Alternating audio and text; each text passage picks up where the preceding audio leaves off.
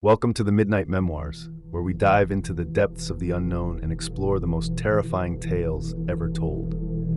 Tonight, we have three spine-chilling stories about forest rangers who encountered horrors beyond imagination. Please stick around till the end and don't forget to subscribe for more terrifying tales. Our first story is the Echoing Woods. Tom had been a forest ranger for over a decade, patrolling the dense forests of the Pacific Northwest. He loved the solitude and the beauty of nature, but he also knew that the woods held secrets, some of which were better left undisturbed. One night, Tom was on his usual patrol when he received a distress call from a camper. The voice on the other end was frantic, barely coherent. "Something's out here, watching us. Please hurry." Tom noted the location and set off immediately, the unease growing with each passing minute. As he drove deeper into the forest, the trees seemed to close in around him, their shadows dancing in the headlights. The radio signal was weak, filled with static and faint echoes of the distress call. Tom's heart raced as he approached the campsite. When he arrived, the site was eerily quiet. The campfire was still burning, but there was no sign of the campers. Tom called out, but only the forest answered back with its usual nocturnal sounds. He grabbed his flashlight and began to search the area. Suddenly, he heard a faint echo of his own voice, distorted and distant. "Hello?" it repeated, followed by a chilling laugh. Tom's blood ran cold. He turned towards the sound, his flashlight beam cutting through the darkness. In the beam of light, he saw something that made his heart stop. A figure stood at the edge of the trees, its form barely visible. It was tall and gaunt, with eyes that glowed eerily in the darkness. The figure mimicked Tom's movements, its mouth moving as if to speak. Tom stepped back, trying to make sense of what he was seeing. The figure took a step forward, its movements jerky and unnatural. The laughter grew louder, echoing through the woods. Tom turned and ran back to his truck, the figure's laugh following him. He slammed the door shut and tried to start the engine, but it wouldn't turn over. The laughter grew louder, now right outside the truck. Tom locked the doors and reached for his radio, but it was dead. Panic set in as the windows fogged up, the figure's breath visible in the cold night air. Suddenly, the laughter stopped. The silence was deafening. Tom looked around, but the figure was gone. He tried the engine again, and this time it roared to life. He sped away, not daring to look back. When he returned to the ranger station, Tom reported the incident. A search team was sent out, but no trace of the campers or the figure was ever found. Tom never spoke of that night again, but he couldn't shake the feeling that something in the woods was watching him, waiting for the right moment to strike. Our next story is The Silent Grove. Sarah had always been fascinated by the forest. As a child, she would spend hours exploring the woods near her home, dreaming of the day she could become a forest ranger. That dream came true, and she now patrolled the vast, untouched wilderness of a national park. One evening, as the sun dipped below the horizon, Sarah received a report of strange noises coming from a remote part of the forest known as the Silent Grove. The locals avoided it, claiming it was cursed, but Sarah dismissed it as superstition. She set out on foot, the forest growing darker with each step. The trees in the Silent Grove were ancient, their twisted branches forming a canopy that blocked out the moonlight. Sarah turned on her flashlight, its beam cutting through the thick darkness. As she walked, she heard faint whispers carried by the wind. They seemed to come from all around her, making it impossible to pinpoint their source. Sarah pressed on, her heart pounding in her chest. She reached a clearing and stopped, listening intently. The whispers grew louder, more urgent. Sarah's flashlight flickered, casting eerie shadows on the trees. She turned in a slow circle, scanning the area. The whispers suddenly stopped, replaced by a deafening silence. Sarah took a step forward, and the ground beneath her gave way. She fell into a pit, landing hard on the damp earth. Her flashlight shattered, plunging her into darkness. She groaned in pain, her head spinning. As her eyes adjusted, she realized she wasn't alone. Shapes moved in the darkness just beyond her vision. Sarah's breath caught in her throat as she heard soft, shuffling footsteps. She fumbled for her backup flashlight, her hands shaking. When she finally turned it on, the beam revealed a horrifying sight. The pit was filled with bones, some ancient and others disturbingly fresh. The shapes she had seen were creatures, humanoid but twisted and deformed.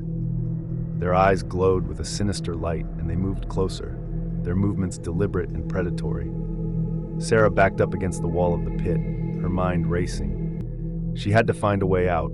She spotted a vine hanging down and grabbed it, pulling herself up with all her strength. The creatures reached for her, their fingers brushing against her boots as she climbed. She reached the edge of the pit and scrambled out, running blindly through the forest.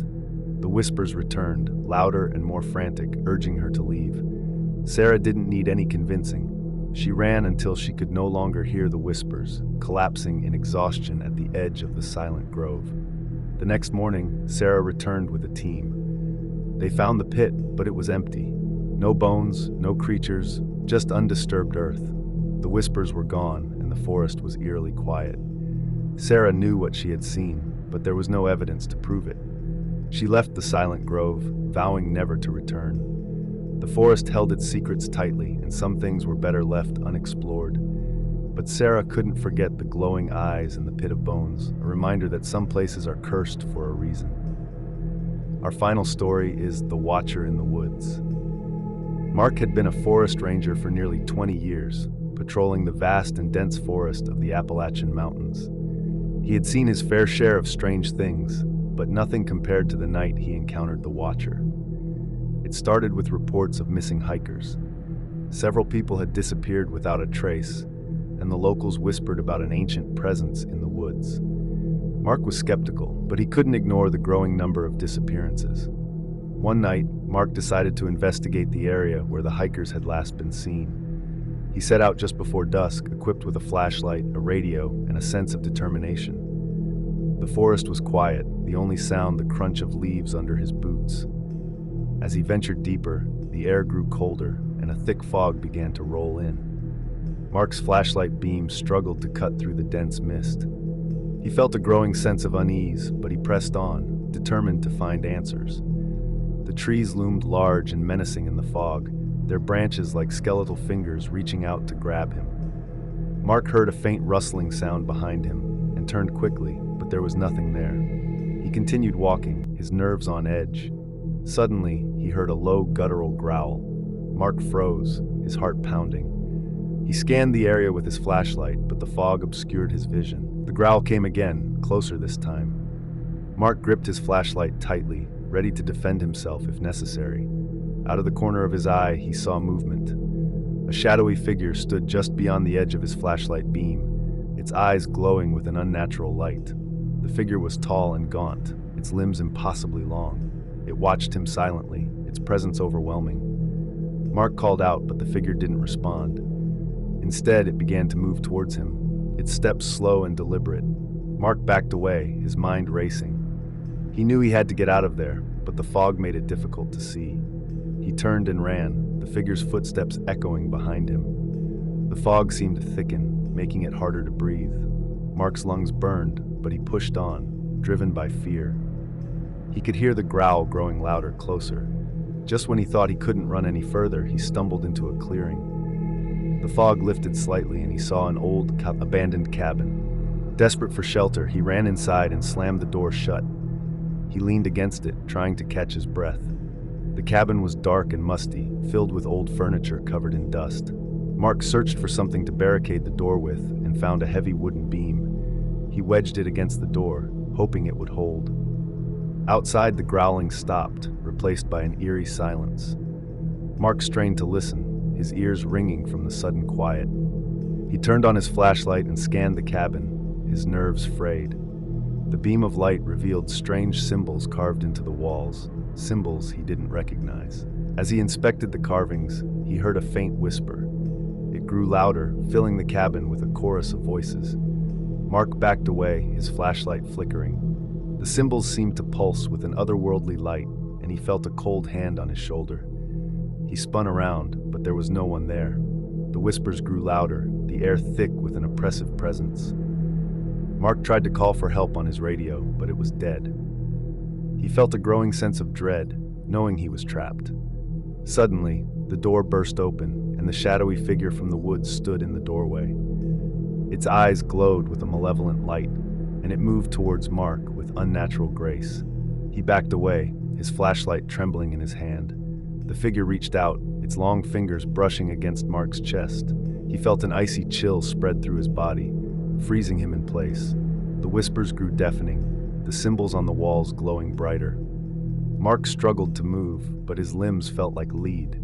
The figure's eyes bored into him, its presence overwhelming. Just as he felt himself slipping into darkness, the cabin filled with a blinding light.